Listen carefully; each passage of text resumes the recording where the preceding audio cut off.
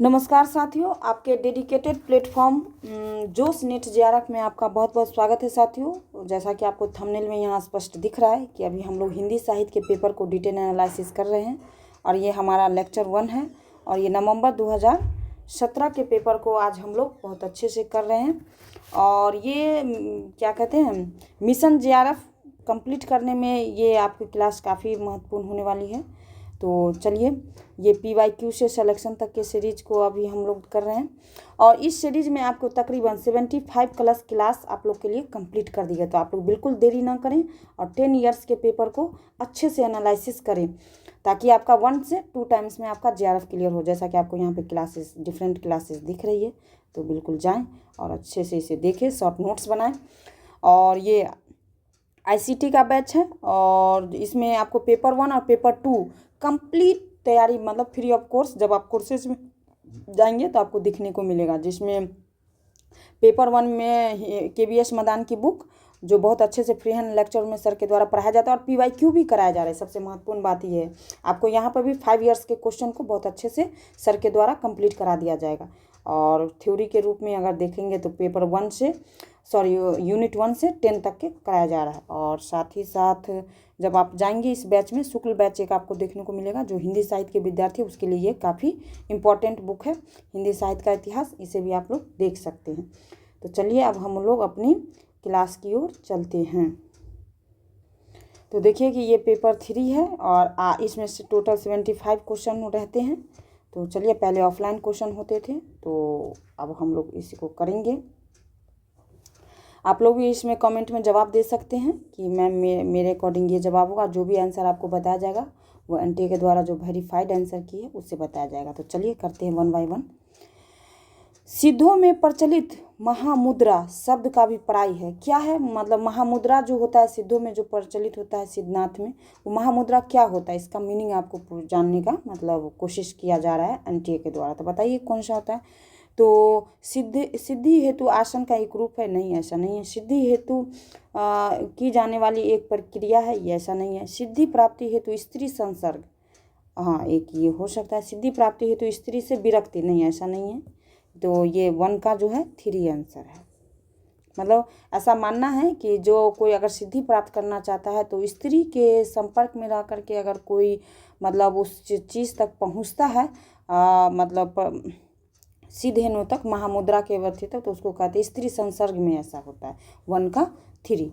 चलिए अब next question, आज का 2 नंबर क्वेश्चन। जायसी के श्रृंगार में मानसिक पक्ष प्रधान है, शारीरिक गौण है, यह कथन किस आलोचक का है। तो बताइए, जायसी के बारे में जो किसी ने बढ़ चढ़ के अगर किसी ने अपनी मत रखा है तो वो शुक्ल जी है, क्योंकि शुक्ल जो है सूर, तुलसी और जायसी पे बहुत अच्छा टिप्पणी की है। 2 का 1 बिल्कुल फैक्चुअल क्वेश्चन है, तो हम लोग बहुत ज़्यादा इसमें बात नहीं कर पाएंगे।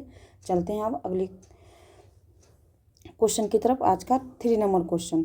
इसमें कोई संदेह नहीं कि कबीर को राम नाम रामानंद जी से प्राप्त हुआ, पर आगे चलकर कबीर के राम रामानंद के राम से भिन्न हो गए, यह कथन किसका है।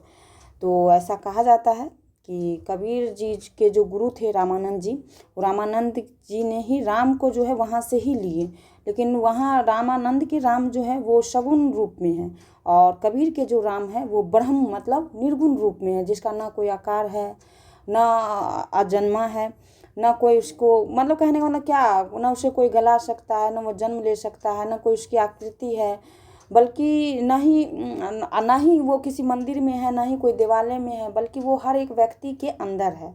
तो उनसे थोड़ा सा वो अलग अपने विचार मतलब राम को दिए। तो यानी ये जो स्टेटमेंट है वो शुक्ल जी के द्वारा ऐसा कहा गया है। 3 का 2 ये आप लोग ध्यान पे रखेंगे। 4 नंबर क्वेश्चन। विट्ठलनाथ ने वल्लभ संप्रदाय में किस तरह की पूजा पद्धति का समावेश किया है। तो बताइए किस तरह का किया है। तो ये युगलोपासना 4 का 2 आप लोग ध्यान पे रखेंगे। बहुत ज़्यादा फैक्चुअल क्वेश्चन, पहले जो क्वेश्चन के पैटर्न रहता था वो फैक्चुअल पद्धति का रहता था, लेकिन अब जो है थोड़ा सा क्वेश्चन जो है आपको विषय वस्तु की समझ की मांग करता है, ये आप लोग ध्यान पे रखेंगे। चलते हैं नेक्स्ट क्वेश्चन, 5 नंबर क्वेश्चन। सचिव वैद्य गुरु तीनी जियो प्रिय बोलही भय आस राज धर्म तन तीनी कर हो ही बेगी ही नाश, यह दोहा रामचरितमानस के किस कांड में है? तो बताइए किस कांड में है? तो 5 का जो है ये सुंदर कांड में ऐसा लिखा गया है। रामचरितमानस तो जानते हैं, ये तुलसीदास के द्वारा लिखा गया और इसमें टोटल 7 कांड है। मतलब ये बाल कांड है, अयोध्या कांड है, अरण्य कांड है, किष्किंधा कांड है, लंका कांड है, सुंदर कांड है, इस तरह के सभी 7 कांड है। तो चलिए नेक्स्ट क्वेश्चन की तरफ बढ़ते हैं। 6 नंबर क्वेश्चन, डॉक्टर पीताम्बर दत्त बर्थवाल के अनुसार रामचंद्रिका है, मतलब इसके अनुसार पूछ रहा है, बर्थवाल के अनुसार जो है रामचंद्रिका है क्या है? तो बताइए क्या है? तो ये फुटकल कवितों का एक संग्रह है, यानी 6 का जो है ये 2 होगा। रामचंद्रिका जो है एक फुटकल कवियों का संग्रह है, कवितों का संग्रह है। ऐसा आप लोग शॉर्ट नोट्स आप धीरे धीरे बनाते चलेंगे, क्योंकि शॉर्ट नोट्स ही आपको लास्ट टाइम में रिवीजन में हेल्प करेगा और मार्क्स आपको इन्हांस करेगा। चलिए 7 नंबर क्वेश्चन, रीति मुक्त कविता की प्रमुख प्रवृत्ति है क्या है? रीति मुक्त कविता तो हम लोग जानते हैं कि किसी परंपरा से, किसी बंधन से वो मुक्त हो, स्वतंत्र हो। मुक्त का मतलब ही होता है स्वतंत्र, स्वच्छंद। तो अलंकृत नहीं, अलंकृत तो रीति काल का था, रीति मुक्त नहीं, रीतिबद्ध हो सकता है। विरहित रेक ये भी नहीं, विरोध वैचित्र्य ये भी नहीं, स्वानुभूति और स्वच्छंदता, जो अनुभव करेंगे और स्वच्छंद रहेंगे वही लिखेंगे। तो 7 का जो था जिसमें घनानंद जी भी आ जाएंगे, मतलब स्वतंत्र होकर के अपनी रचना लिखना, जो उनको सही लगेगा वही लिखना। किसी का मतलब आश्रय में रह करके बिल्कुल किसी का वर्णन करे जा रहे हैं राजा का, ऐसा कुछ नहीं। तो 7 का 1 आंसर। मुक्त का मतलब होता है स्वतंत्र, स्वच्छंद, ऐसा आप लोग ध्यान पे रखेंगे। यहाँ पे ऐसा लिखा हुआ रखा हुआ है, ये आप लोग ध्यान पे रखेंगे। चलिए नेक्स्ट क्वेश्चन, आज का 8 नंबर क्वेश्चन, सीख सिखाई न मानती है, बस ही बस संग सखीन के आवे, खेलत खेल नए जल में, बिना काम वृथा कत जाम बितावे, छोरी के साथ सहेलिन को रही के कही, कौन सवा दही पावे, कौन परी यह बानी अरी, नित नीर भरी गगरी ढरकावे। ये पंक्ति 4 लाइन दिया गया है। इस सवैया में नायिका की सखी का कौन सा भाव व्यक्त हुआ है? तो कौन सा भाव व्यक्त हुआ है बताइए आप लोग। 8 का जो है उपालंब, उपालंब है इसमें, 8 का 3। चलिए नेक्स्ट क्वेश्चन करते हैं।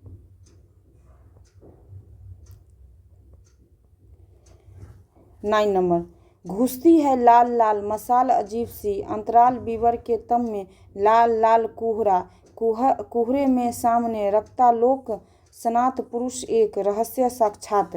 तो ये जो दिया गया है, उपयुक्त काव्य पंक्तियाँ मुक्तिबोध की किस कविता में है? तो बताइए किस कविता में है? तो हम जानते हैं कि उनकी जो प्रसिद्ध कविता है अंधेरे में, ये काफ़ी प्रसिद्ध और इसी की ये बातें हैं। एक स्वप्न कथा मुझे याद आते, मुझे कदम कदम पर, ऐसा नहीं, अंधेरे में कविता है, ये मुक्तिबोध की, ये आप लोग ध्यान पे रखेंगे। चलिए नेक्स्ट क्वेश्चन चलते हैं। 10 नंबर क्वेश्चन, प्रियमवद निम्नलिखित में से किस कविता से संबंधित पात्र है? बताइए कौन सी है? ये असाध्य वीणा के पात्र हैं और ये अगय जी, अगय की है। असाध्य वीणा की किनकी रचना है? अगय की, ये ध्यान पे रखेंगे। और इनका जो प्रेरणा इनको कहाँ से मिली? तो जापान के जो जब वो गए थे टूर पे, तो उन्होंने ऐसा कुछ वहाँ पे देखा था, उसी को आने उन्हीं टूर पे आने के बाद वो उन्होंने असाध्य वीणा की रचना की थी, जिसमें शून्यवाद भी, मतलब इसमें ऐसा शब्द का प्रयोग किया गया है कि जब आप कोई काम करते हैं तो बिल्कुल अहम को जीरो करके अपने आप को शून्य मान करके शुरू कीजिए, तब आपका वो काम काफ़ी सफल होगा। तो चलते हैं 11 नंबर क्वेश्चन, मधुशाला का प्रकाशन वर्ष है। कब है मधुशाला का प्रकाशन वर्ष? तो 1935 है, यानी कि 11 का 1। तो अब चलिए 35 में हो जाएगा मधुशाला, और एक मधुबाला है। तो मधुबाला इनकी रचना है। ये हरिवंश राय बच्चन जी की ये रचना है, मधुशाला, मधुबाला, ये आप लोग ध्यान पे रखेंगे। एक सेकेंड,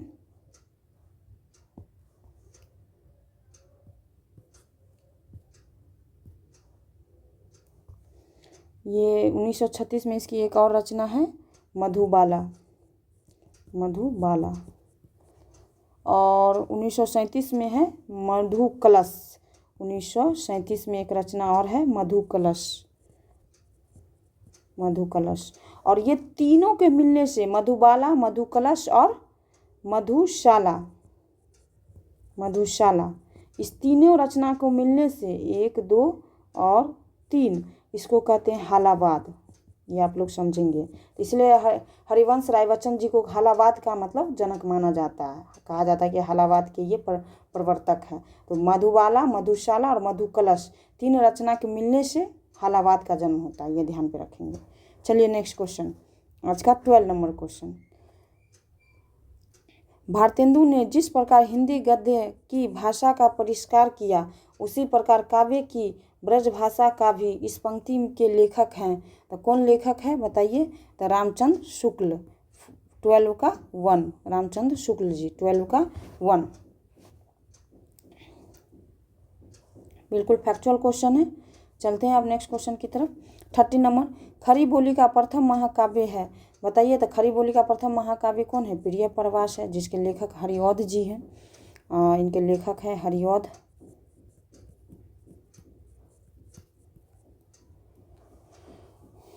और कमायनी के हैं जयशंकर प्रसाद, ये ध्यान पे रखेंगे। जयशंकर प्रसाद 1935 की रचना है। और लोकायतन के हैं सुमित्रा नंदन पंत, सुमित्रा नंदन पंत। साकेत के हैं मैथिली शरण गुप्त, मैथिली शरण गुप्त, गुप्त। तो सारे के इन 4 ऑप्शन के बारे में मैंने डिटेल बात कर लिया है। तो उम्मीद करते हैं कि आप समझ गए होंगे। इसी तरह अगर आप क्वेश्चन को सॉल्व करते हैं, शॉर्ट नोट्स बनाते हैं, तो आपका 1 टाइम में JRF बिल्कुल क्लियर होगा। इसलिए आप बहुत इत्मीनान से पढ़िए और शॉर्ट नोट्स बनाइए। 14 नंबर क्वेश्चन, काम अध्यात्म की समस्या निम्नलिखित में से किस रचना में उठाई गई है? तो किस में उठाई गई है? ये उर्वशी में उठाई गई है। तो उर्वशी तो आप लोग जानते हैं कि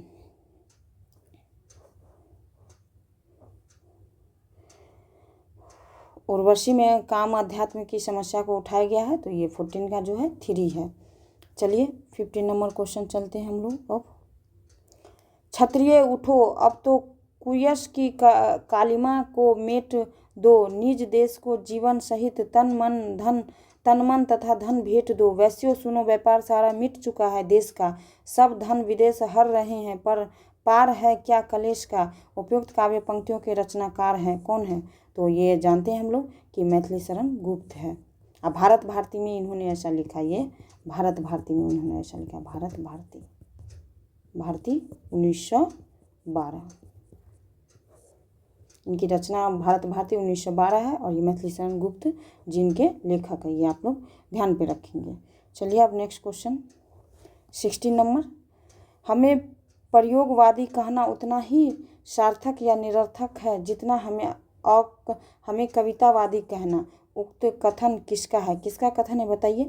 तो ये कथन जो है ये सच्चिदानंद हीरानंद वात्स्ययन अज्ञे जी की है, यानी 16 का 1। चलिए अब नेक्स्ट क्वेश्चन की तरफ चलते हैं। 17 नंबर क्वेश्चन, आधुनिक नारी अब अपनी पूरी गरिमा, देह संपदा, वास्तविक सम्मान के साथ आई है। औरतें हैं, वे झूठी सती या वेश्याएं नहीं हैं। इसलिए नई कहानी खलनायिकाओं से शून्य है। नई कहानी के संबंध में उपयुक्त कथन किसका है? तो किसका है? हम लोग जानते हैं कि ये कमलेश्वर जी जो हैं उनका ये कथन है। 17 का 1। अब बिल्कुल फैक्चुअल क्वेश्चन है, याद कर लीजिए। आप 1-2 बार पढ़ लीजिए, वीडियो को जो 1-2 बार देख लीजिएगा तो आपको ऐसे भी याद हो जाएगा। चलते हैं नेक्स्ट क्वेश्चन की तरफ। आज का 18 नंबर क्वेश्चन, सिख अमलदारी को उखाड़ती हुई ब्रिटिश साम्राज्यशाही का चित्रण किस उपन्यास में हुआ है? किस उपन्यास में सिख अमलदारी को उखाड़ती हुई ब्रिटिश साम्राज्यशाही का चित्रण हुआ है? तो आपको ये बताना है। तो ये 18 का जो है वो मायादास की मारी जो है उपन्यास, उसमें ऐसा उन्होंने वर्णन किया गया है। और ये इनके लेखक कौन है? तो भीष्म साहनी, भीष्म साहनी, ये ध्यान पे रखेंगे। और बस इनके लेखक भीष्म साहनी है और इनका ये विषय वस्तु है, ये ध्यान पे रखेंगे। तो चलिए अब नेक्स्ट क्वेश्चन, आज का 19 नंबर क्वेश्चन, भारतीय काव्य शास्त्र का नवनिर्माण शीर्षक निबंध के लेखक हैं, कौन है बताइए? तो ये नंदुलारे वाजपेयी जी हैं। 19 का 1 आंसर। बिल्कुल फैक्चुअल क्वेश्चन है, इस पर हम बहुत ज़्यादा इसलिए बात नहीं कर पा रहे हैं। आगे बढ़ते हैं। 20 नंबर क्वेश्चन। 20 नंबर क्वेश्चन क्या कर रहा है? साहित्यकार की आस्था तथा अन्य निबंध ग्रंथ के रचनाकार है, कौन है? तो साहित्यकार की आस्था तथा अन्य निबंध, तो इनके रचनाकार जो है महादेवी वर्मा है। साहित्यकार की आस्था और अन्य निबंध 20 का जो हो जाएगा ये महादेवी वर्मा। और ये निबंध कब का है? तो 1962, ये ध्यान पे रखेंगे 1962। चलिए 21 नंबर क्वेश्चन। निम्नलिखित में से कौन सी रचना जीवनी नहीं है? मतलब इस 4 में से ऐसा कोई ऐसी रचना है जो जीवनी नहीं है, जीवनी के अलावा कुछ और है? तो कलम का मजदूर जीवनी है, कलम का सिपाही भी जीवनी है, प्रेमचंद घर में ये भी जीवनी है, और मेरी पत्नी और भेड़ियाँ ये जीवनी नहीं बल्कि आत्मकथा है। ये आत्मकथा है, आत्मकथा। तो आत्मकथा किसकी है? तो ये धर्मवीर भारती है, धर्मवीर भारती, ये ध्यान पे रखेंगे। और ये जीवनी कलम का सिपाही तो जानते हैं कि जो है अमृत राय के द्वारा लिखा गया है, अमृत राय। प्रेमचंद घर में ये शिवरानी देवी लिखी है, प्रेमचंद की पत्नी शिवरानी देवी, सब प्रेमचंद के बारे में लिखे हैं उनकी जीवनी को। और कलम का मजदूर, कलम का मजदूर भी जो है ये प्रेमचंद के बारे में ही है, लेकिन इनके लेखक जो है मदन गोपाल। एक सेकेंड, थोड़ा सा कलर चेंज कर लूँ मैं। इनके लेखक है मदन गोपाल, मदन गोपाल। आप लोग शॉर्ट नोट्स बनाते चलेंगे। कलम का मजदूर मदन गोपाल। चलिए अब नेक्स्ट क्वेश्चन की तरफ चलते हैं। 22 नंबर क्वेश्चन। फणीश्वर नाथ रेणु ने किस उपन्यास में पूर्वी पाकिस्तान से विस्थापित होकर बिहार के पूर्णिया जिले में आए हिंदू शरणार्थियों की दारुण कथा का चित्रण किया है? देखिए, जब शरणार्थी की बात आती है तो उनके प्रति तो एक संवेदना तो रहती ही है। जब कोई हमारे देश में दूसरे कंट्री से हमारे देश में आते हैं तो थोड़ी सी उनके जीवन में मतलब उनके रहने का मतलब छत मिलने का, भोजन का, उनकी शिक्षा का थोड़ी सी तो समस्या होती है। और थोड़ी नहीं बल्कि कहा जाए बहुत ज़्यादा समस्या होती है। शायद जो झेलते होंगे उनको इस बात को अनुभूति होती होगी। तो उनकी एक ऐसा उपन्यास है फणीश्वर नाथ रेणु जी का, जो मतलब इसमें इस चीज़ का वर्णन है। जो शरणार्थी थे मतलब हिंदू जो पूर्णिया जिले में आकर के बसे थे, उनका जीवन कैसा होता है, किस तरह के तकलीफ़ों से भरा होता है, अनिश्चितताओं से भरा होता है, उन्होंने इस उपन्यास में वर्णन किया है। तो कौन सी है? तो ये जुलूस नाम के जो उपन्यास है उसमें उन्होंने ऐसा अपना विषय बनाया है। ये आप लोग ध्यान पे रखेंगे। और जुलूस तो जानते हैं कि फणीश्वर नाथ रेणु जी के उपन्यास है, काफ़ी अच्छा उपन्यास है। और ये आंचलिकता उपन्यास के लिए काफ़ी प्रसिद्ध है, ये आप लोग ध्यान पे रखिएगा। चलते हैं नेक्स्ट क्वेश्चन 23 नंबर। अतएव दो बालुकापूर्ण कगारों के बीच में एक निर्मल स्रोत शिवनी का रहना आवश्यक है। यह संवाद चंद्रगुप्त नाटक के किस पात्र का है? तो बताइए किस पात्र का है? तो ये जो है ये ज्ञान की बातें हैं, तो ये चाणक्य जो गुरु हैं वो कहेंगे। और इसमें चंद्रगुप्त नाटक में जो चंद्रगुप्त और चाणक्य का जो मतलब संवाद है, बात है, उसको आप ज़रूर 1-2 बार रिवीजन कर लीजिए, क्योंकि यहाँ से क्वेश्चन पूछे ही जाते हैं। चलिए अब नेक्स्ट क्वेश्चन चलते हैं। 24 नंबर क्वेश्चन, आज का सेकंड लास्ट क्वेश्चन। अभिव्यक्ति की स्वतंत्रता का प्रश्न सुरेंद्र वर्मा के किस नाटक में आया है? तो बताइए किस नाटक में आया है? तो 24 का जो है ये 8वां सर्ग जो है, सुरेंद्र वर्मा इनके लेखक है। 8वां सर्ग ये ध्यान पे रखेंगे। और ये 1976 की रचना है, 1976, ये ध्यान पे रखेंगे। 8वां सर्ग, इसका विषय ही है अभिव्यक्ति की स्वतंत्रता का प्रश्न। चलिए आज का लास्ट क्वेश्चन, रस सूत्र 25। रस विभावानुभाव व्यभिचारी संयोग दृश्य निष्पत्ति, ये एक शब्द है, किस ग्रंथ में आया है? तो बताइए कौन दिए हैं? तो ये जो भरत मुनि हैं नाट्यशास्त्र में, उन्होंने ऐसा लिखा है रस के बारे में कि किस तरह से रस होता है। जब पहले विभाव होता है, फिर अनुभाव होता है, फिर संयोग होता है, फिर निष्पत्ति होता है। उन्होंने ऐसा मतलब लिखा है। 25 का जो है 2 है। नाट्यशास्त्र किसका है? भरत मुनि का। ये आप लोग ध्यान पे रखेंगे। और इसमें साहित्य दर्पण किनका है? तो ये विश्वनाथ जी का है, विश्वनाथ विश्वनाथ, और रस गंगाधर पंडित जगन्नाथ, और 10 रूपक धनंजय। तो सारा ऑप्शन के बारे में देखिए। एक क्वेश्चन के बारे में, अगर यहाँ से क्वेश्चन, ये आपका VVI है, ये PYQ है और VVI भी है, बार बार क्वेश्चन पूछा जाता है, तो आप लोग एकदम याद कर लीजिए और शॉर्ट नोट्स भी बनाते चलिए। हम उम्मीद करते हैं कि आप शॉर्ट नोट्स भी बनाते चल रहे होंगे, क्योंकि इतना अच्छा कंटेंट आपको और कहीं नहीं मिलेगा यूट्यूब की दुनिया में। आप देख लीजिए जा करके। और अगर आपको अच्छी लग रही है क्लास तो बिल्कुल इसे लाइक करें, शेयर करें, कमेंट करें और अपने दोस्तों और फैमिली मेम्बर्स के साथ बिल्कुल शेयर कीजिए, सोशल मीडिया ग्रुप में शेयर कीजिए और आप मेरे सभी बेल आइकन को क्लिक कर दीजिए, तो आपको टाइम टू टाइम अपडेट मिलता रहे। और जोश नेट JRF को आज ही एकदम सब्सक्राइब कर लीजिए। तब तक स्वस्थ रहें, पढ़ते रहें। मिलते हैं अगली कक्षा में। धन्यवाद।